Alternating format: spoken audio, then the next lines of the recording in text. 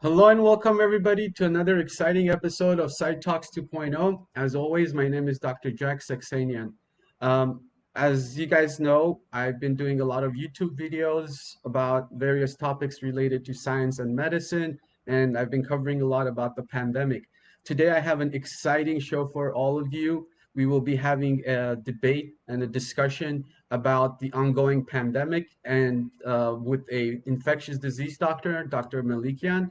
And so this is bound to be a very exciting interactive video session with all of you. So throughout this, please make your comments as we will be taking comments from the audience and including them in our discussion and our debates.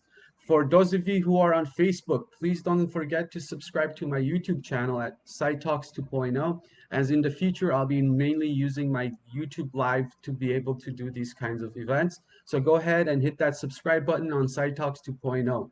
Another quick announcement before we get started with today's show is that, as most of you know, I've published a digital composite book that is available on Amazon for you guys to order. Proceeds from this sale will be donated to a COVID cause, a charity that's involved in helping out with the ongoing pandemic. So if you guys could go on there and order, there's also the digital copy for EPUB, but the hard book is sometimes preferable as you want to have these beautiful images in your hand. The other thing that I wanted to mention is that I'm also currently working on a second book called The Antenna Theory of Human Consciousness. This is about how we could combine quantum mechanics and physics to understand the underlying mechanisms of how we think and how the brain works and how consciousness is made. So please look forward to this book in the future, and I will let you guys know when this is available to be ordered. So with that, I will bring in the two guests, Levon Baronian, who will be sort of the moderator of this debate, discussion topic, whatever you guys want to call it, and Dr. Melikian, who's an infectious disease doctor, and will be the one that I will be debating with. So with that, let me bring in Levon Baronian and Dr. George Melikian. Welcome, guys.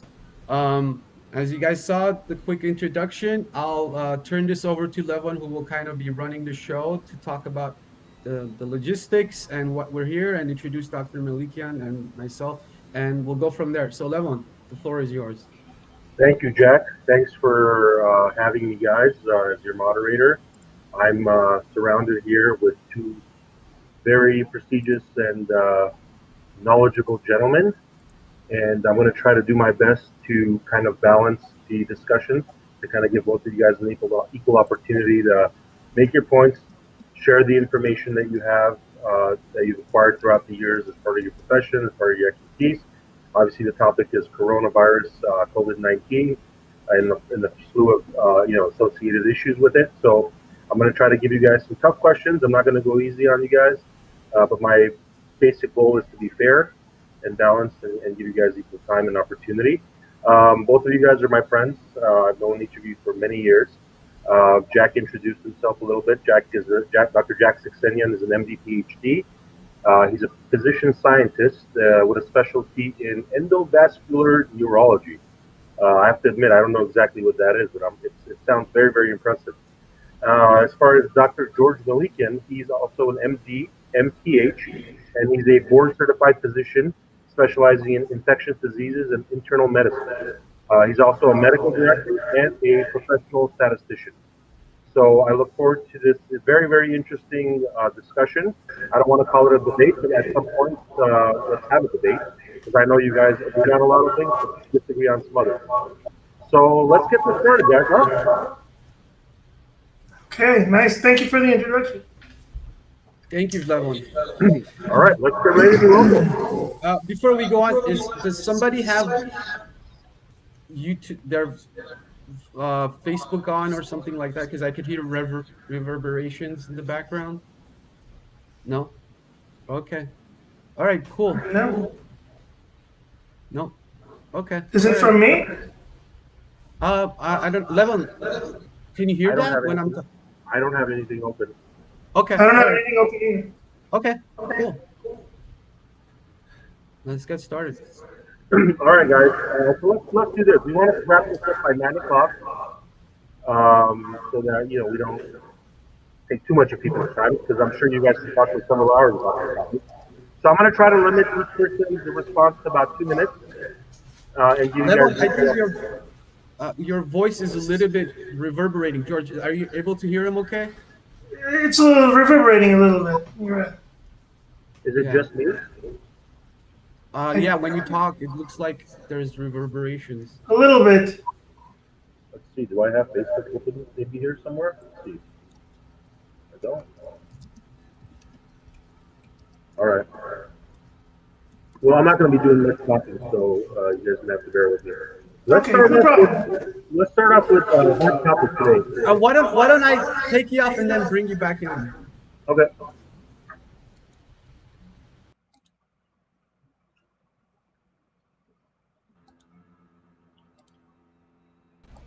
Let's try that again.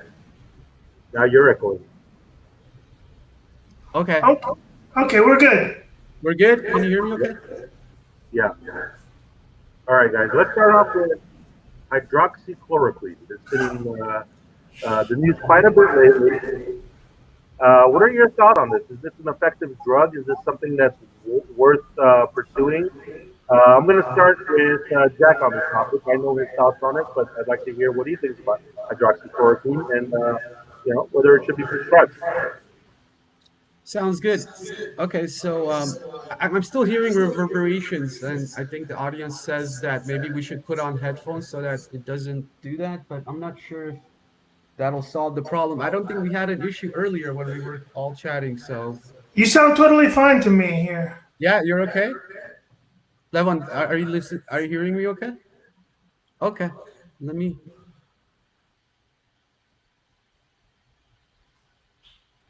Okay. One thing that maybe we should do is when we're not talking, let's do that.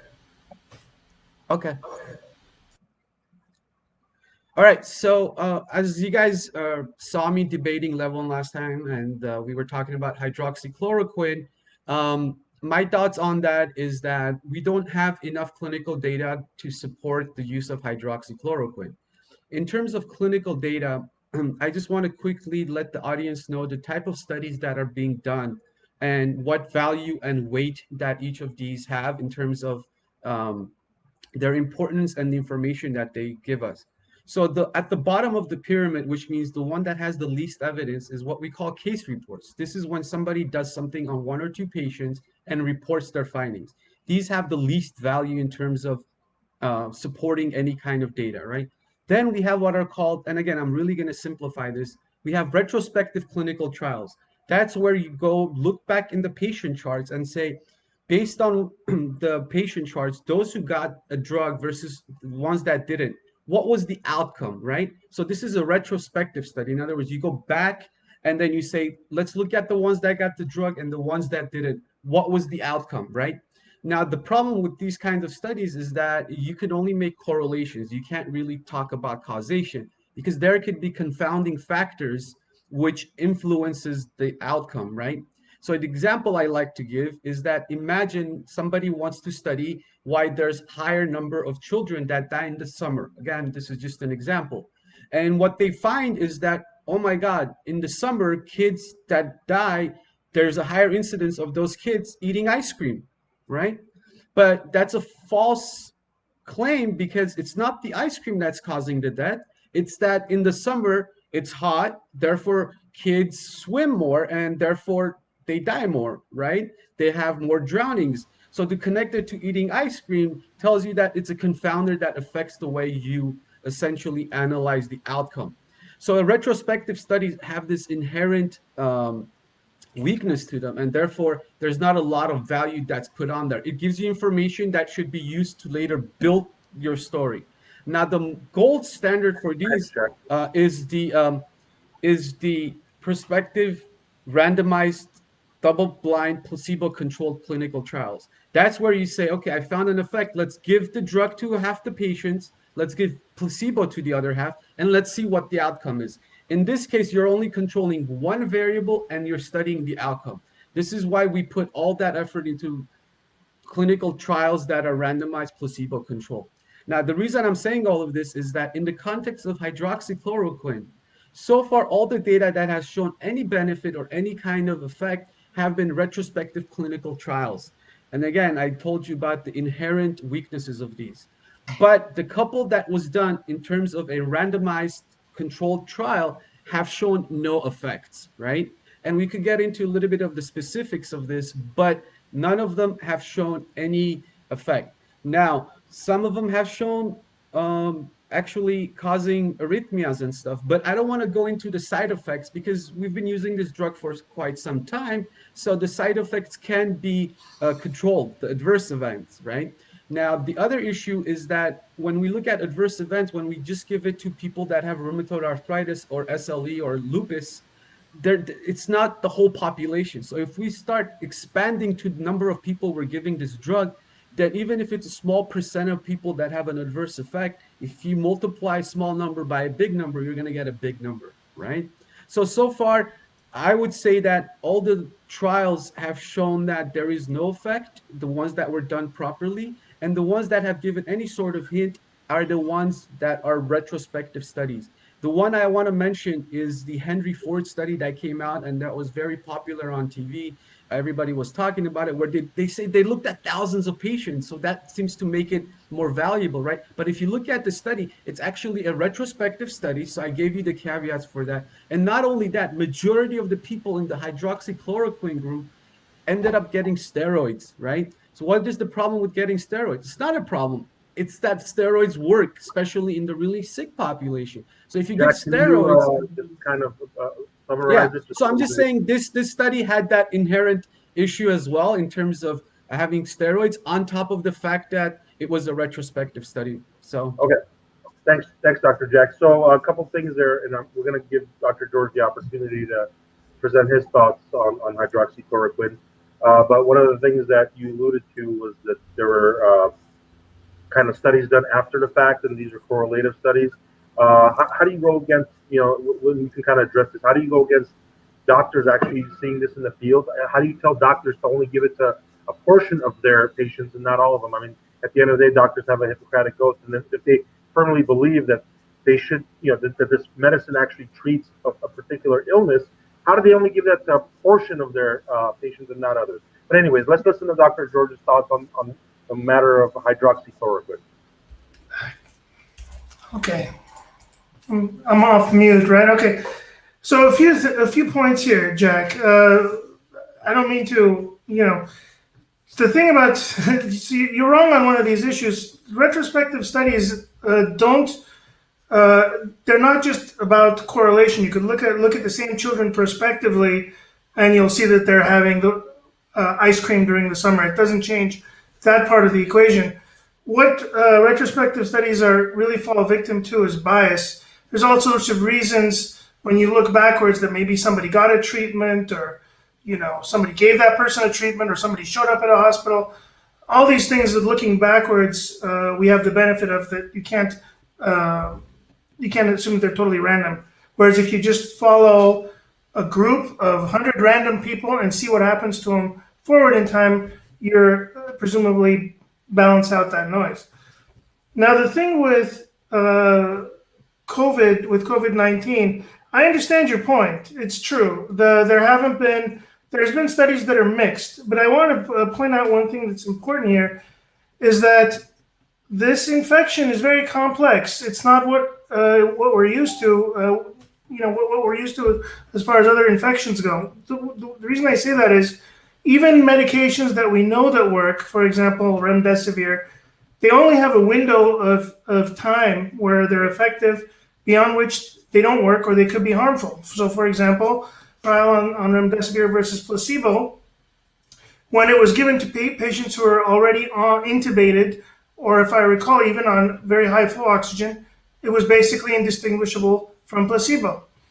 The discovery trial that looked at the use of steroids. Now, this is a big issue now that steroids seem to work Now, use of steroids has been debated with like influenza and the past other infections because one And of not the to things. cut you off, George, but even didn't China initially, when the pandemic started, they said they did a trial with steroids and they found no effect and it was actually doing harm, and that's why initially we weren't using steroids. That is correct. That's part of it. Well, there's a number of reasons with steroids that we have to be careful. It lowers the immune system. It causes fluid retention, and this is the process when people really get sick and die of COVID. It's late in the disease, and they go into this inflammatory storm. The body basically fills up with fluid. The lungs fill up with fluid. At that point, it's really not the virus anymore that's killing you. It's your own body that's killing you. It's your body's response to the virus that's killing you. That's why killing the virus at that point doesn't even make a difference anymore because it's a runaway like a runaway reaction that just goes on and on.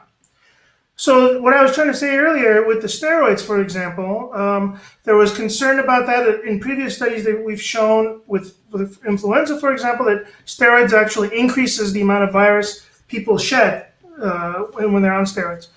And the discovery trial, if you look at the data from that trial, which was very useful, it showed a huge benefit to steroids, but only if it was started late. And late as in people needed to be on oxygen either minimally or up to being intubated for it to work. The opposite of what remdesivir did, and that's really because, like I said, people at that point are starting. It's the inflammatory system, and that's going bananas, and you're giving steroids to control that. Now, if you look at that data from the discovery trial, you'll find that people who got steroids before they were on oxygen, when they had no need for oxygen, if they gave them steroids, there's actually a shift towards harm. It wasn't statistically significant, but it was close. It was getting there. It was enough that, it's concerning. The reason I'm saying this, Jack, is because I think that we have to, hydroxychloroquine, when people talk about it as if it's, okay, it's just one drug, you give it, like you have a cold and you take it. I think the important part is where in the disease process is it used.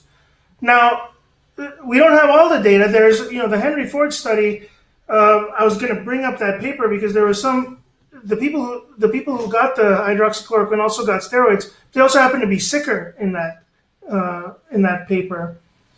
The other area where it hasn't really been evaluated is the use of steroids, the use of hydroxychloroquine for prophylaxis, pre-exposure prophylaxis. That's an area that hasn't been meshed out. The last thing I wanted to say, I won't belabor this point, but I think that we have data on the safety of hydroxychloroquine. I'm holding a nice summary of the hydroxychloroquine studies here with just COVID alone.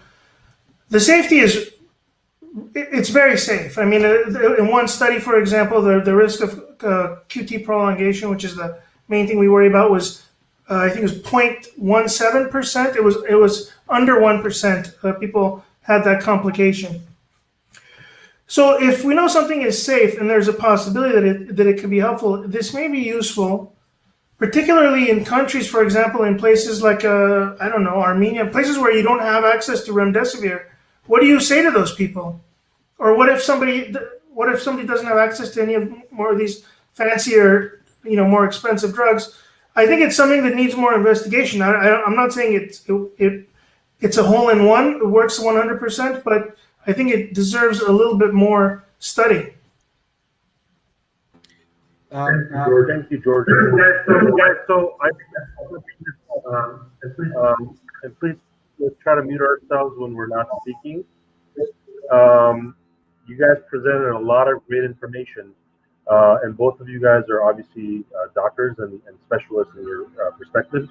So, I don't want to discount any of that stuff, but maybe let's try to kind of speak a little bit more in layman's terms, just so that the average viewer can kind of understand a little bit more. Some of these technical terms, we're probably gonna have a hard time understanding. Second thing is probably try to keep your answers shorter so that we can give an opportunity to go back and forth. So, what I heard is that Dr. Jack is against the use of hydroxychloroquine for treating COVID. He's outright against it, whereas Dr. George believes that it should still be considered and kind of looked at and potentially could be useful. And there is some data that's, So Jack, are you saying that it's definitive that hydroxychloroquine doesn't work? That's scientific fact?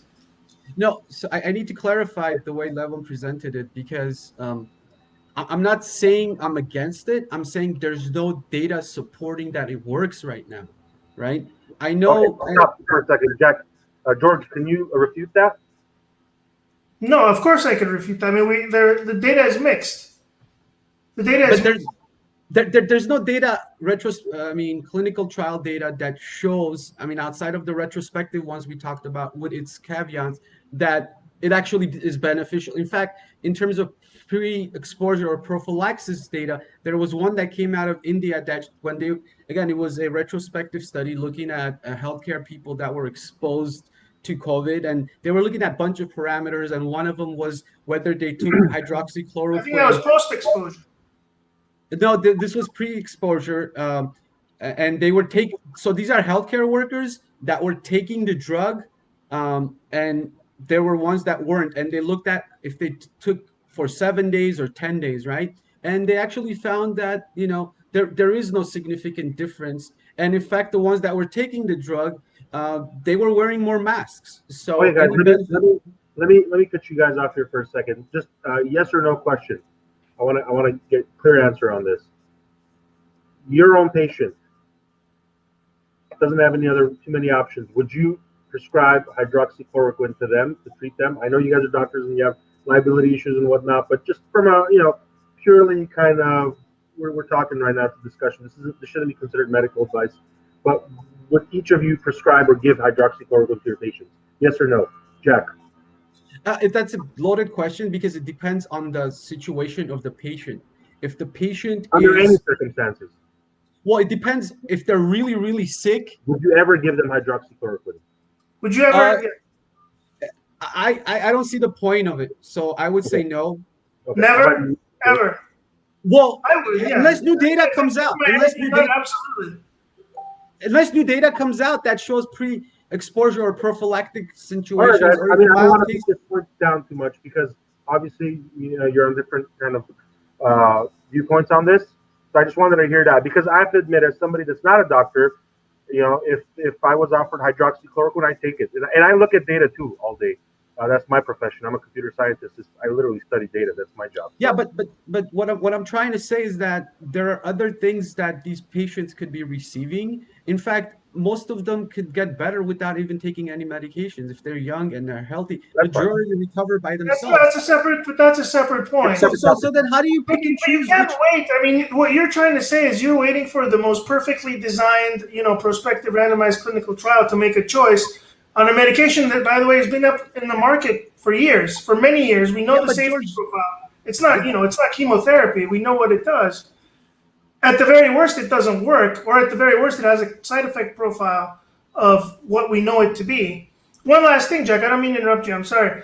no. The other thing is, you were saying that the people who take hydroxychloroquine currently are people with rheumatoid arthritis. Actually, these folks are generally sicker than the rest of the population. They have a compromised immune system. So that actually, it kind of, if they're doing okay with it, the chances of healthy people, taking it, having a bad reaction is significantly less. Very But good point. we have data on that.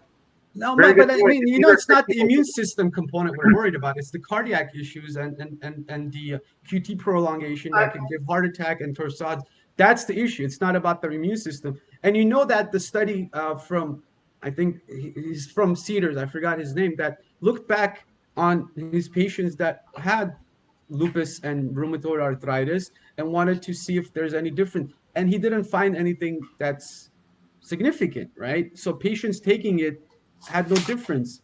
And But so that tells, and again, it's a retrospective study. I could argue that, retrospective studies are not strong. So I could say that, well, that study is a retrospective. So you can't take the results of it. I understand. so I think what's important to note here is that there really isn't a medical consensus that hydroxychloroquine isn't absolutely safe. Like there's certain cases where it is seen to be improving the state of patients' health and kind of improving their diagnosis. So I It's think not first There line. isn't. It's not first line medication. But yeah, what we're saying is, if there's no other options left, I wouldn't let somebody die. If this is what I'm worried about is QT versus somebody dying. okay. I agree. Guys, I agree. Like, let's kind of wrap up the hydroxychloroquine because we still have a lot of stuff to talk about, and this but is but all. can I make one point? is Sure. that politicizing this is the worst thing that could happen on both ends of it, because at the end of the day these arguments and discussions should be had by physicians and scientists, people running the clinical trials. And I don't mean to belittle the public, but having discussions that this is politically driven should be left out of the medical arena, and we should be doing the science one way or another. I was a big proponent of hydroxychloroquine, and I still think under the right circumstances, if the trials are done correctly. And that's my also other frustration, is that people keep doing the same stuff that's wrong. Why don't we do it the right way? Why did they cancel the actual randomized clinical trials that Europe was running? I wanted that to finish. Then I think that was the biggest mistake. Let's finish that and see what the outcome is. And therefore I feel like Okay. we're doing a disfavor to humanity by not doing the right experiments. All right, Okay. guys. Next topic. Yeah, guys, and let's look. Let's try to stay a little bit more concise because we only have about 30, 35 more minutes left, and we have quite a bit of topics to discuss. I know you guys are subject matter experts and can talk about any one of these things for hours, but let's try to stay within a couple minutes and have the chance to respond. Schools. This is something that's very important to me as a parent. I have three very young children, and obviously schools in California, for the most part, are shut down for the state's orders, and there's thresholds that have been set for what coronavirus positivity cases or positivity needs to be in the general population before schools could open. I want to hear your guys' opinions on whether it's actually safe to open schools, and if so, under what types of circumstances, and if not, then when would it be safe? And I'm going to give this question first to Dr. George. Well, so that's an interesting topic, or interesting question, because the the answer is mixed, right? I mean, we all know. So there's tons of data showing so far. Well, not tons, I should say, but a great deal of data that shows that children are. Well, we know for sure that children are not at risk for having bad outcomes. They do very, very well. The risk of dying from coronavirus is very, very small. The question that's not entirely clear is whether they can transmit it to adults. And if you open the school, that's what, and other children is what we worry about. And the children come home and they give it to their parents. So that's a little background on the question. Up to just about a week ago, I was really, really gung ho about opening the schools straight out and letting them do it. We have data from Sweden, we have Denmark, some other countries, Israel as well. But then there's a couple recent sort of studies or outbreaks that have kind of changed the situation a little bit, or at least left. You have to be, yeah, I mean, you have to always listen to the data and think about it. I think that's what good science is. So I'll cut to the chase. And there's a camping trip outbreak. You probably heard about that, right, Jack? There's a camping trip outbreak where these kids were, they had several cases of coronavirus, and it just spread like wildfire among these kids. These were, I think, 12 to 14-year-old kids. Yeah, the one in The Georgia. Georgia one, yeah. The CDC reported on that. That's really concerning. There's another paper that was published in. There's two papers. One was in JAMA. One was talking about immunoglobulin levels viral load levels, the amount of virus in children, that it's very high. That is a little bit more up for debate. The significance of that is not, because we're talking about the immune system. So that's where I stand. I think it requires a little bit more study. It's just peculiar, I got to say, that this far along into the epidemic, we're still not seeing. We should be seeing more data showing that children are spreading this all over the place. Because every other type of infectious disease, especially respiratory viruses, children are the drivers of that. All you have to do is be around the child. You see they're constantly, wiping their nose, touching things, doing, things that we don't do. But we haven't seen that sort of trend, which is really strange. But go ahead, Jack. I agree with you that we have to be very cautious and have the data kind of lead us the way. And in some ways, I do agree that there were a lot more studies showing that it's safe to be around children. Let me put it to you that way, that they're not going to pass it on. But even the study that just came out of Italy, where they looked at 64,000 people, I think I shared it with you yesterday. It hasn't been published, but it is published in Italian. It hasn't been translated into English yet. And within that, they looked at how rapidly the children were able to pass it on to the elderly, and they found a high transmission rate amongst children to the elderly. So that's the first study that I've seen that has shown some level of, hey, we need to stop and think about whether children can pass it on. And so the question is not about the kids getting sick, it's about creating an environment where they'll be passing it on to the teacher, or they'll pick it up, come home, and give it to um, their family members. Now, there's been multiple different models created about like different ways of opening up the school. One of them is the hybrid system, where you go to school for 2 days and then you stop and then go back 2 days later. So you're kind of shifting the classes. I think that's even a more dangerous model that some people are proposing, the hybrid model. It's because you're increasing the bubble in terms of the number of contacts you're having. So I'd rather have kids, if we're going to open the school and if there's districts who decide, have them all be in the same time, because you're decreasing the number of contacts, and therefore the chances of it spreading like wildfire is going to be a lot worse. The other issue that I have is that I don't believe most schools are prepared. I have all the resources to be able to screen for symptoms, screen for kids that are sick, and be able to send them home. Who's going to be doing this? And we know in the winter time, most parents lie about their kid being sick because they don't want to pick them up from school, right? So who's going to do all of this? And the last thing that I wanted to say is that I it's kind of hard to put it, but we should be waiting for other countries and see what the outcomes are before we start opening. And we also can't compare it directly, because we have to look at the prevalence of the virus within that community.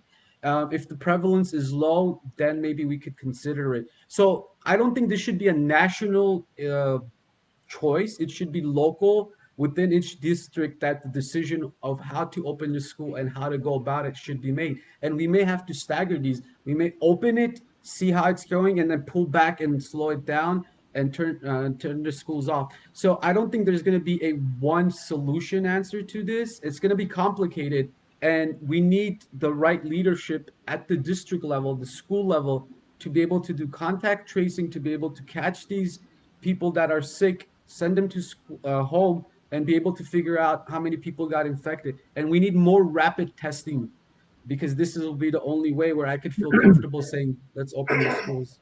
Let me ask a follow-up question about this, and just real quick, I want to kind of, in a minute, if you guys can explain this to me at least. So, from what we've understood thus far, this virus has already been known about since what, late December officially, maybe sooner now. I mean, maybe sooner, because certain things came out saying that it might have actually been around sooner. So, if this was actually if it came out in December, as early reports suggested, the first shutdowns in the United States happened in about mid-March. Okay, so assuming that this virus is actually as contagious as we think it is, that's 2.5 months there where this virus could have potentially spread unmitigated. Schools were open until about March 15th.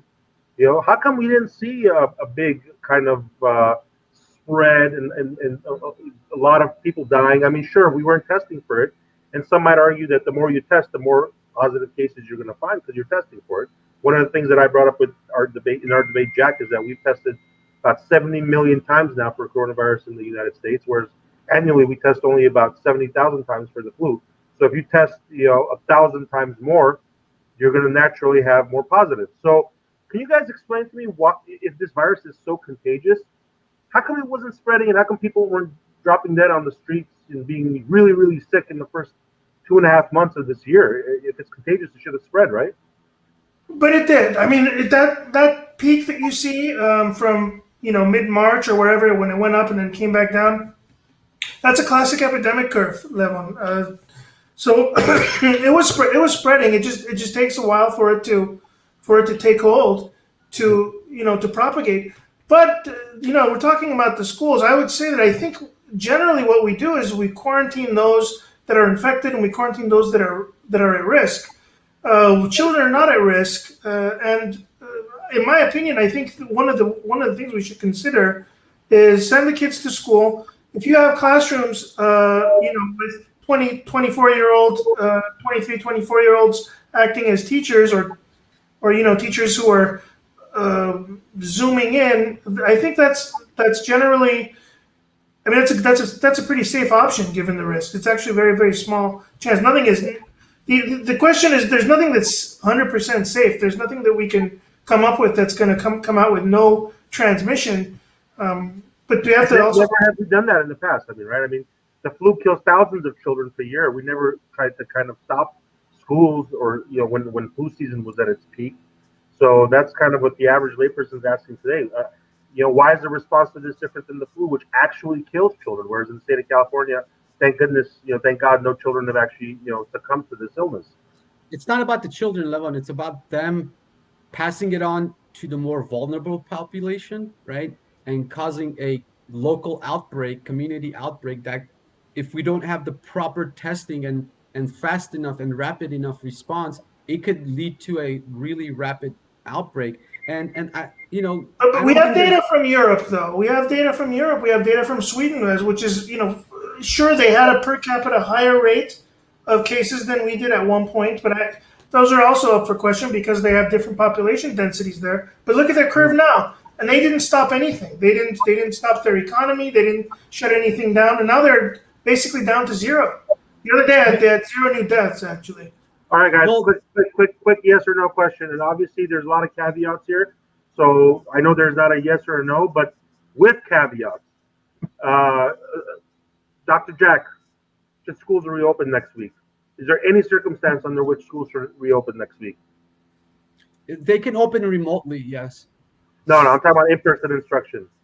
I would not be in favor of it for the fall quarter or semester, as they call it. Okay. How about you, Dr. George? Is there any circumstance under which you would be okay with schools opening up for in-person instruction soon?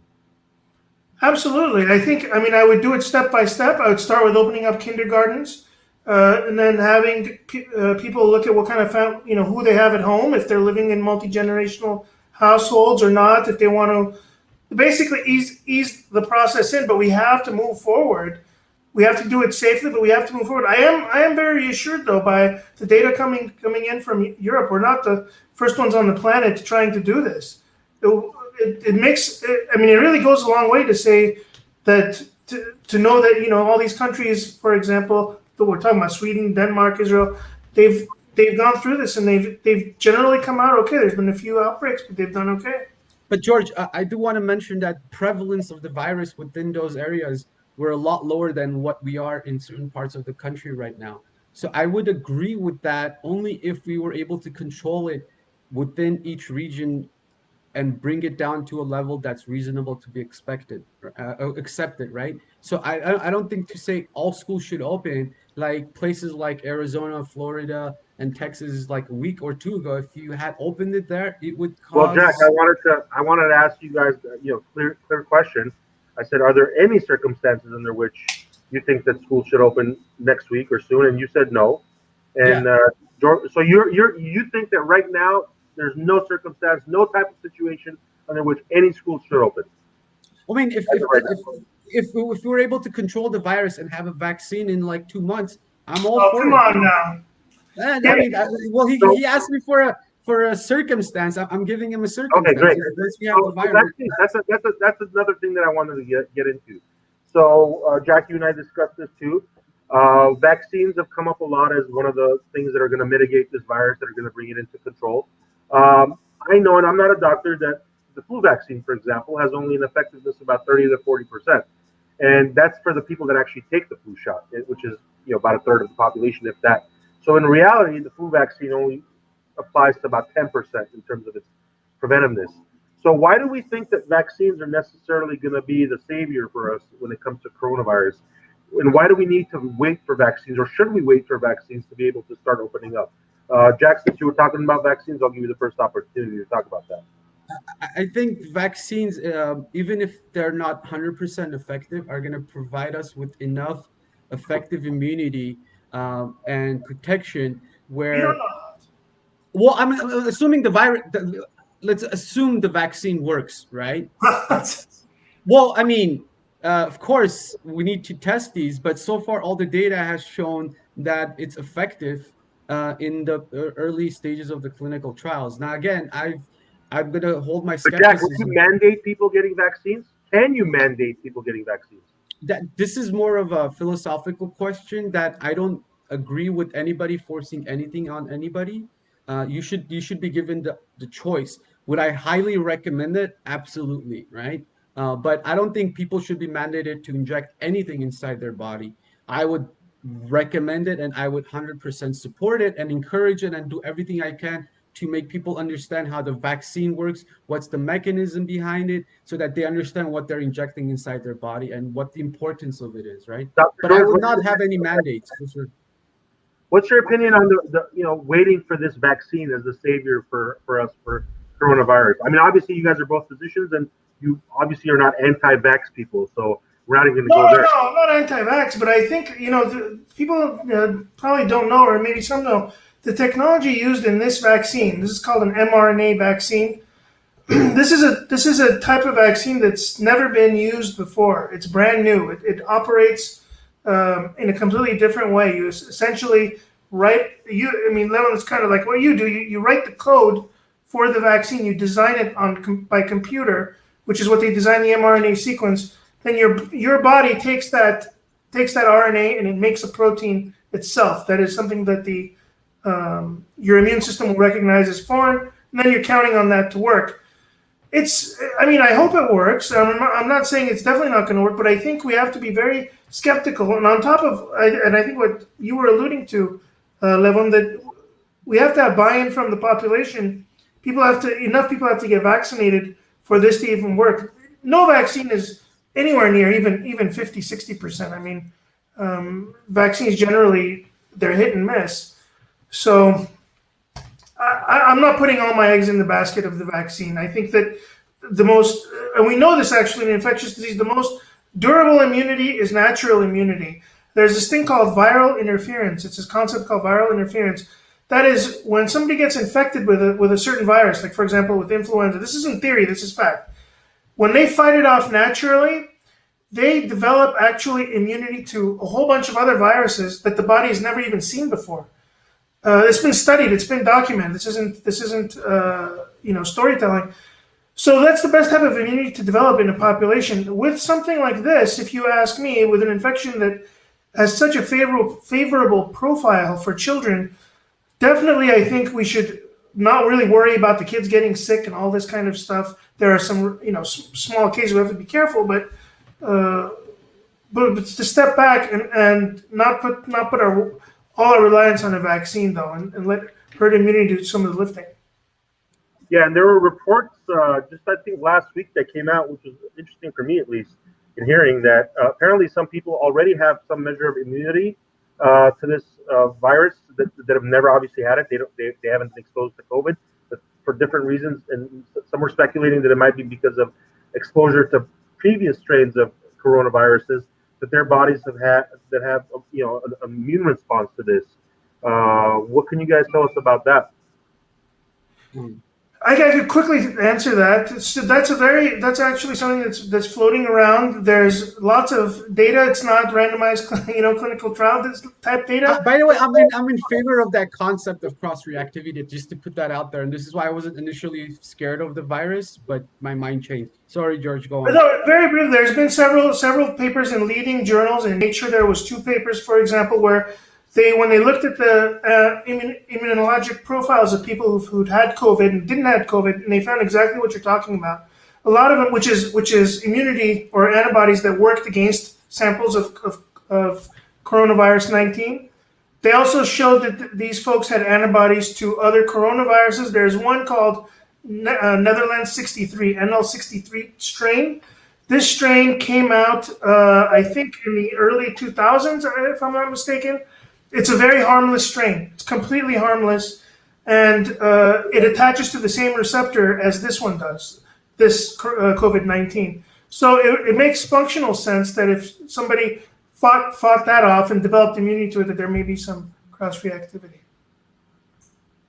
But again, just a quick point that having antibodies doesn't necessarily mean like full immunity, because we're understanding that even when we use the serological measures of antibodies to say what % of people are actually, let's say, immune to it, I think that's also a kind of an understatement and an underestimation, because we know the T cell arm of that, not to get too detailed, but the other branch of the immune system also plays an important role in fighting off this infections, particularly COVID-19. So I think we need a better understanding of the immunological profile. But I'm definitely in favor that prior exposure to coronaviruses could actually be beneficial for fighting off the infection. And this is maybe a reason why some people are taking this infection really easily, whereas others are, taking it really, really bad. So it's exciting in a sense that we can in fact figure out what antibodies these people have, and try to use it for therapeutic reasons as well, and kind of copy paste what nature has already done for us. All right, guys. So you just mentioned that some people are having harsh Can you reactions. take this comment off my face? Okay, go ahead. Yeah. So Jack, Dr. Jack, you just mentioned that some people are obviously this is very serious. People are dying, and then some people just barely have any reaction, if that. I mean, from what I understood, about 50% of people are asymptomatic. Asymptomatic means that they have no symptoms. Basically, they're not even sick. And the rest, like probably another 30-40%, have very mild illness.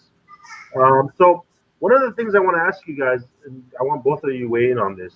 Uh, I think that primary, from a public perspective, the primary fear associated with any illness is death, right? Because at the end of the day, if it's a virus that's going to come and it's going to go, even if it has some kind of long-term repercussions, it has some long-term effects on your body. Well, I mean, it's life, right? We don't go through life being unscathed. There's a lot of stuff that we're all, like I said last time, it's part of death is a part of life. It's but at the end of the day, I mean, this is what I want to get at the 150, 160,000 deaths that have been attributed to coronavirus in this country. Okay, a lot of us are hearing that the vast majority of these people had underlying comorbidities. They were older. How accurate is that number? I mean, should we really believe that 150, 160,000 people died from coronavirus? Was coronavirus the reason why 160,000 people died in this country? And I want to start this off with Dr. George's response. I think so. I've heard people say this stuff, like even from patients that is you're telling me I have coronavirus so you can bill more or whatever it is. That those are all overblown. But the way let me just back up just to one thing to answer your question. When there's a death certificate, people who don't know, when you fill out a death certificate, the way it's worded is patient died from immediate cause, proximal cause. So, for example, you fell down the stairs, you broke your leg, you wound up in the hospital, and you were laid up, then you got a pulmonary embolus, and you died. So, what killed you? Was it the pulmonary embolus? But was it falling down the steps? So these things get included in the kind of like a stepwise manner, and that's how we think about death when we write it. So that's why if you look at it from the outside, you may see a COVID-19 may be included in the file as a diagnosis for somebody who came in. It doesn't mean they, maybe they didn't die from it, but they had it. So to answer your question, Lev, I think the absolute number of people dying from coronavirus, that 150,000, is definitely an overshoot. I don't think it's like 100,000 over, maybe 20,000 over, or 15,000. I mean, I don't know what to say. But the way to think about it, the most reliable way, I think, is in these smaller studies. For example, the cruise ships and smaller controlled not controlled outbreaks, but outbreaks where we have data on everybody and we can estimate, or we have estimates on the number of people who got sick, got hospitalized, and died. Those numbers seem to gel. They seem to match from one location to another from time to time, all kind of condensing or whatever around a case fatality rate of about 0.7, 0.8%. That seems it's repeatable. We're seeing it in completely different unrelated areas. So I think that's the best way to go. And just to say one last thing, actually the best way to think about that percentage that I told you, let's just assume it's 0.8%. I think the best way to think about it is to work backwards. Just say, okay, if the number of deaths we have, let's say, is 150,000. Let's take off 15%, maybe 20% that were not directly, related to COVID. That'll leave us, I don't know, let's just say 120,000, and that's 0.8%. Then multiply that backwards by by basically 100 times, and that I think will give you a fairly reasonable estimate of how much coronavirus there is out there that hasn't been diagnosed yet or caught yet, because we know the relationship between case and mortality is fairly consistent. That's what I wanted to say. Okay. If that makes sense, I Jack? don't know. A very nice summary there, George. A couple of things I want to add is that there was again this study from Italy that came out looking at 64,000 people, right, during the months of April through May, I think. So for a couple of months, they looked at during the peak of their pandemic, what various different things, and from that they looked at mortality and they did a calculation of what's called IFR, which means infection related death. That's where you could say the person had corona and the person died, right?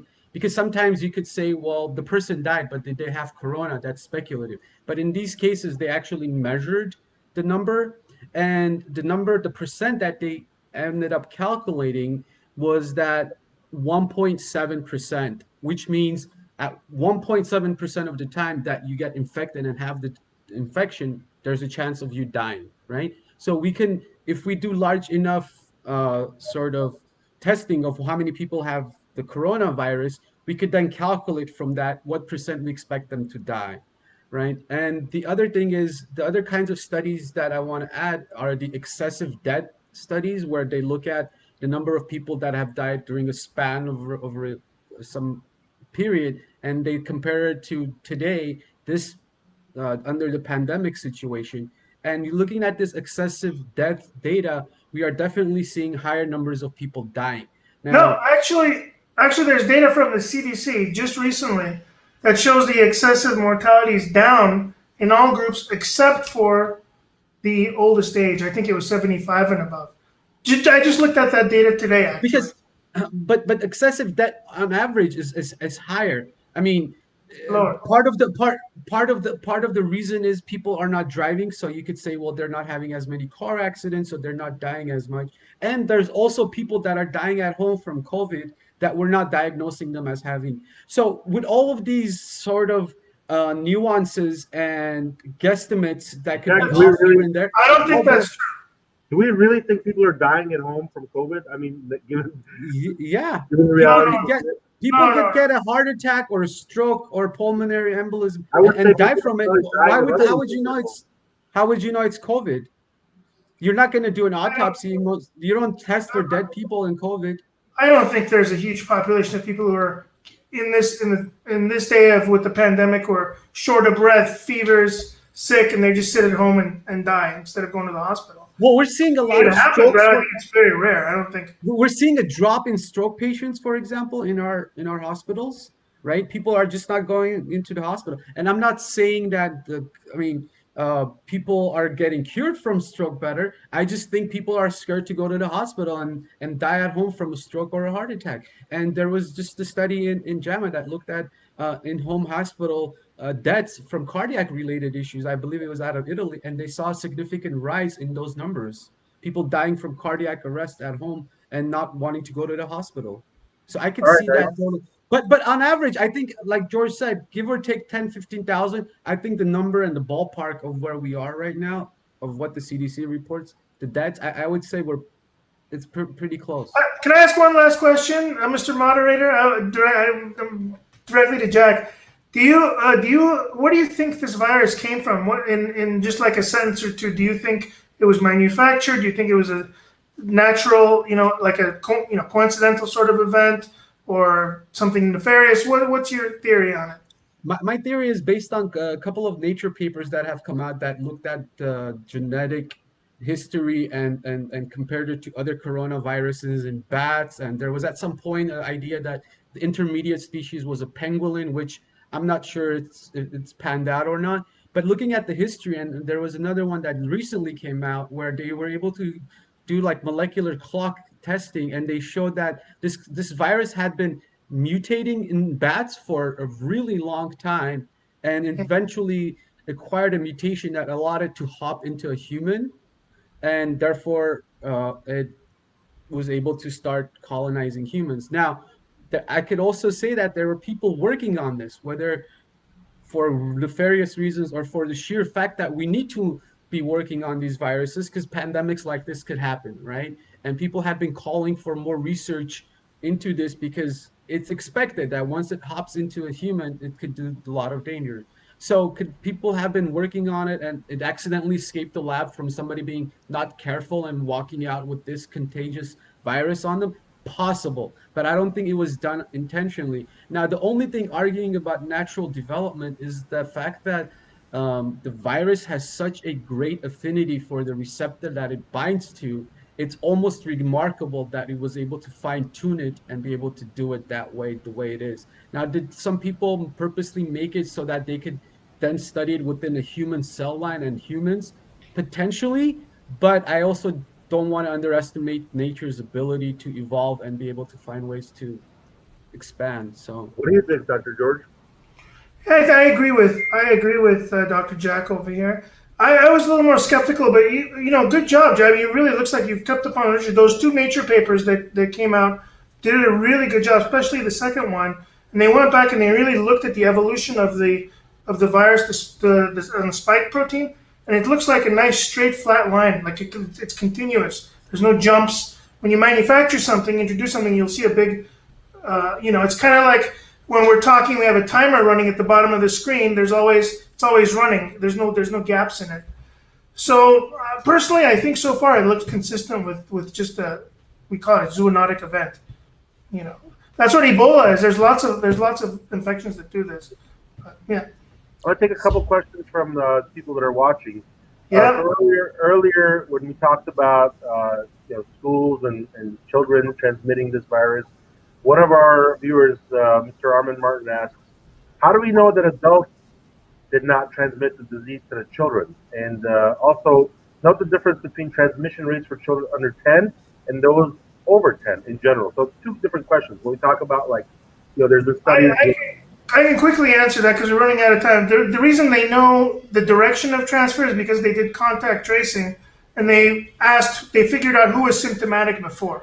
So the kid was symptomatic, for example, before the dad, or the dad was, symptomatic before the kid. So they really have to dig down. And in those studies, Armen, the French studies, all these they're really, so for one case, they ended up testing and interviewing something like 1,500 people. They really, anybody that person had contact with.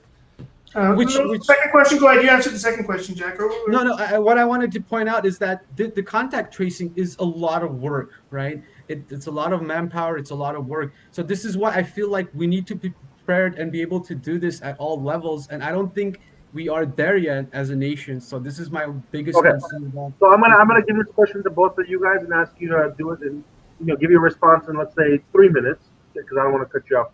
If you want to get into it, but 3 minutes each. And I'm going to start with Dr. Jack. What we're concerned about as the public is, how do we get out of this? Okay, what is a viable plan, in your opinion, to get us back to normalcy? And I'm going to keep you guys to 3 minutes so that we can then wrap it up. Okay, I'm going to start with you, Jack. I think we need to learn to live with the virus and create a normalcy that is as close to possible. I think we need to maintain the use of masks. People need to get used to having masks. I mean, certain Asian countries have been doing this for a long period of time, and it's part of their culture, right? And in fact, wearing masks is not just good for the coronavirus and preventing the pandemic from really getting out of hand in certain areas. It's also good for preventing the flu, right? We're gonna get to the flu season really quickly, and it could be useful for this and many other infections. So learning to deal with having masks on and making that a normal part of life is important. Learning to wash our hands and our hygienes is very, very important. And the other thing is social distancing for the time period until we can have a handle on the virus needs to happen. People need to be more responsible. People need to be more mindful. I don't want people to be scared, afraid that this is the Ebola and it's going to kill him. And like I've been saying from the very beginning, people should not be feared. They should not be scared. They should be mindful and they should be careful. Do the things that you're recommended. We're not asking you to get a heart transplant. The recommendations are things that people could do. And, putting on pants before you go outside could seem like a drag on a weekend, but this is what society and culture wants you to do. You can't be running out naked, right? So putting on a mask could be considered something like that. and we need to have more respect for one another.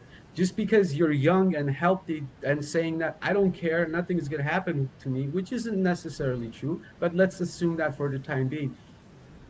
Learning to respect the elderly of other people, even if you don't have one in your own household, putting that mask on, doing it the right way, and respecting each other as a human, I think is the way to get out of this situation until we have a more real solution, which I think would be the introduction of vaccines and generating enough immunity in the population where we could slowly start to turn the um, screws off on some of these other measures that we're doing. So All right, Jack. Since you still have 45 seconds, quick question for you. I'll give it to George When do you to. think? No, quick question. When are we going to have vaccines? I've been saying this from for a long time now, based on everything I've read. I think Santa on Christmas, around Christmas, will deliver us a vaccine that we could start using it. Now, how quickly that would be mass produced and tested and be able and for everybody to have access to will depend on the country and the circumstances. But I think starting end of December around Christmas is when we'll have it. Okay, thanks, Jack. So, same question to you, Dr. George. From your expert opinion, what do we need to do from a public health perspective to get out of this crisis so that we can get back to normalcy? Here's my prediction, and everybody out there, mark my words. This is what I think is going to happen. We're not this coronavirus isn't going to be something that is going to mark our system. We're not going to live with this for years to come. People get coronavirus once. You only get it once. You can't get it twice. This virus has not shown any evidence of mutating the way, like for example, influenza does year to year, where it's constantly evading. So people get it once. I think what's gonna happen is we're gonna come up ultimately. And by the way, let me say one more thing. We have history and time. You have plenty of time.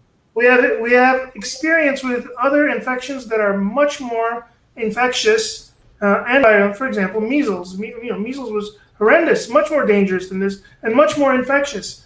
Anyway, people don't get coronavirus twice. So I think what's going to happen is we're going to go through maybe two waves or maybe 3 waves of vaccines.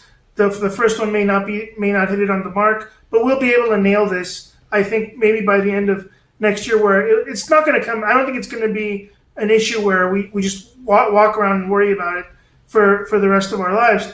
But I think the issue of wearing masks. I think we're the days of just walking around and shaking hands with people you don't know are probably going to be different. So to answer your question more specifically, what can we do? What should we do to get through this? Other than giving it time, I think that we should, in a very controlled manner, open up and begin to reintegrate our economy. The economy has to pick up and we have to move forward. We could pick up the pieces and we can, people I think are in this fear mode where you think you just sit at home and close the doors and just let this pass, but that only puts it on hold. I think we have to move forward slowly with, cautiously. We can put our finger on it. We can still, something happens, we can react to it. So that's what I think the outcome is going to be, or that's the best way to get through it. For sure, flattening the curve is not the same as beating the pandemic. Those are two different things, and I think they've become conflated. Yeah. By the way, guys, have we flattened the curve? Have we succeeded in flattening the curve? Yeah. Say that again? Have we succeeded in flattening the curve? Oh yeah, we definitely flattened. I would agree with originally, that. that was the whole intention, right? If I'm not mistaken, that was the original intention for the shutdown. We definitely flattened the curve, but now, But then what For the most part. Say that again, Levon. Sorry. So, just real quick, what explains in your guys' mind if the original intention was to flatten the curve, and I have 2 experts here telling me that we have successfully flattened the curve. Why are we continuing this, semi-lockdown, shutdown mode? Well, a little bit is because of this. It's the same thing I think with the stock. Somebody looks at a stock market, you don't know how badly it's going to peak. So it shot up, and the worry is that it's just going to overwhelm the system. So there's always no penalty for people to be, on people, the elites, the politicians or whoever else. There's no penalty for them to be overly conservative and say, everybody shut down everything. but if they'll always be blamed if something bad happens. So I think part of it's partly natural, but I think that's part of the reason. Well, I You mean, don't what want to I be heard cause of anybody's is, death. I'm sorry? You don't want to be responsible for making a decision that ends up costing people's lives, because morally and on your conscience, that's going to be bad. So if there are certain parts of the country not too long ago where their curve was starting to look really bad.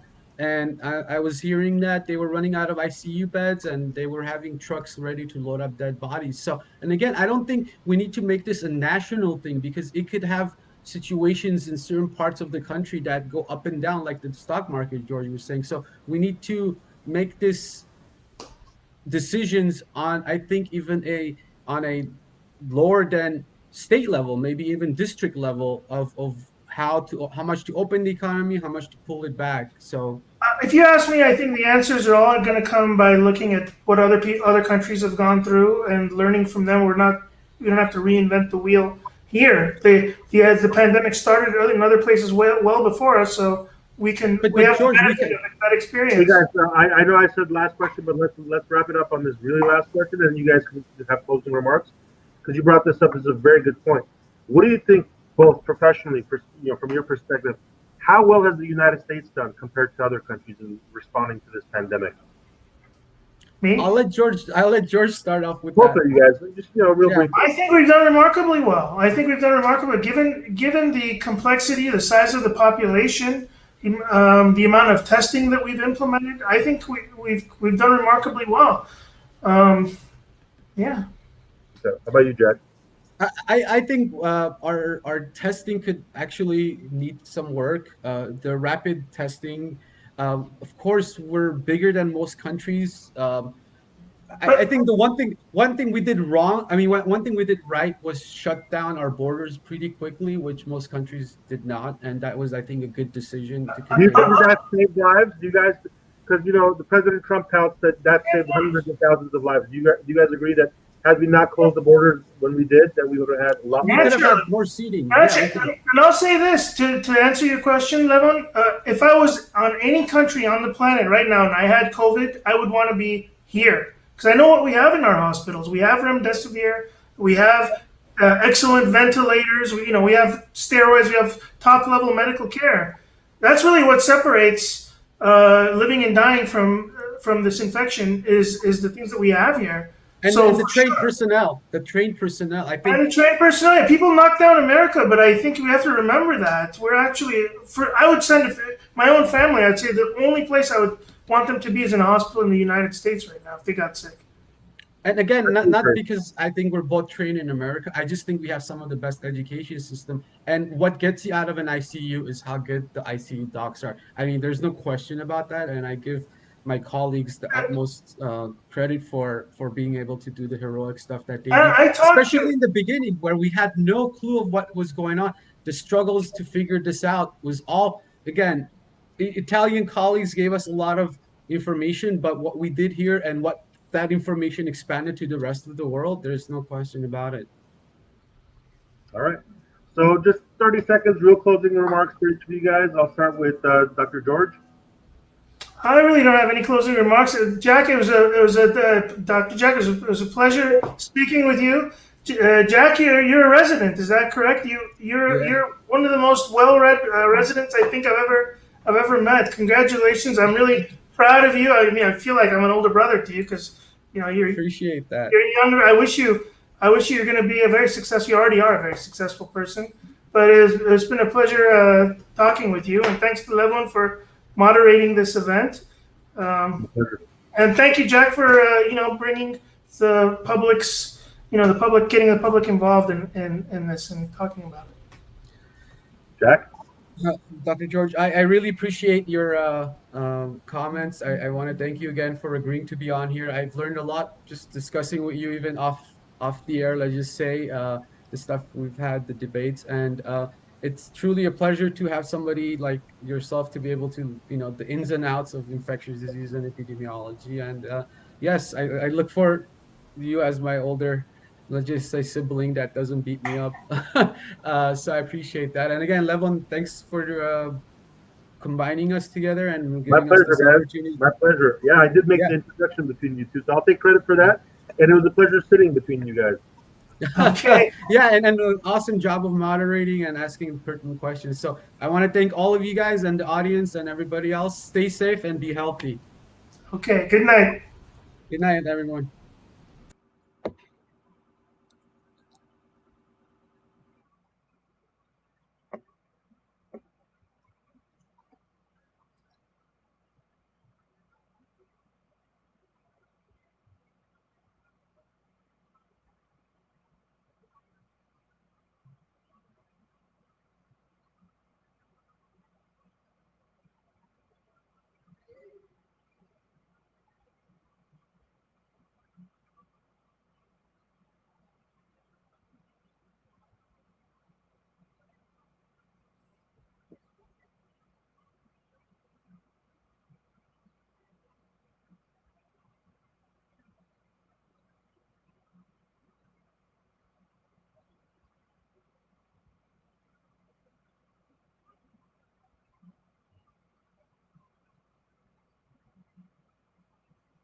Hello, hold on, hold on.